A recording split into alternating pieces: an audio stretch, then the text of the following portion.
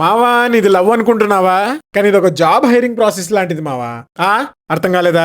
ఇప్పుడు ఒక అమ్మాయి తన క్యాండిడేట్ ని హైర్ చేసుకునేటప్పుడు లుక్స్ కన్నా ఇంపార్టెంట్ వీడిని మార్కెట్ లో పెడితే ఎంత డిమాండ్ ఉంది అని చూస్తుంది. వాళ్ళ మహిళా సర్కిల్లో ఒకసారి వాడి క్వాలిటీస్, ఫీచర్స్, రెజ్యూమే పెడితే వాళ్ళు వావ్ నైస్ రే ఈమెకి ఎంత మంచి క్యాండిడేట్ దొరికాడు కదవే అని వాళ్ళు ఫీల్ అయితే మోస్ట్లీ నీ జాబ్ పక్క. ఇంకా వాళ్ళకు కూడా నీ మీద ఇంట్రెస్ట్ వచ్చిందా ఇంకా నువ్వు పర్మనెంట్ ఎంప్లాయ్. ఇది నలుగురి రివ్యూస్ మీద డిపెండ్ అయ్యే సిస్టమ్. అదే నేను జాబ్ ఇవ్వకపోతే ఈ బొక్కడాగాడికి ఎవరిది జాబ్ ఇవ్వదు అని తను రియలైజ్ అయిందా?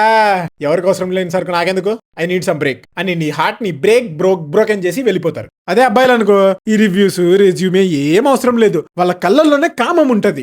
అంటే అదే అమ్మాయి వాల్యూని డిటెక్ట్ చేసే పవర్ ఉంటది. వేరే అబ్బాయికి నచ్చాల్సిన అవసరం లేదు. ఇంకా వీలైతే అసలు ఆ అమ్మాయి ఎగ్జిస్ట్ అవుతుందని ఏ అబ్బాయికి తెలియకూడదు అనుకుంటాడు. అందుకేగా పూర్వం లేడీస్ ని కిచెన్లలో బంధించి దొబ్బారు, వేరే వాడు చూస్తే లాగేసుకుంటాడు అని. అమ్మాయిలది రివ్యూస్ మీద డిపెండ్ అయ్యే సిస్టమ్, అబ్బాయిలది కరువు సిస్టమ్.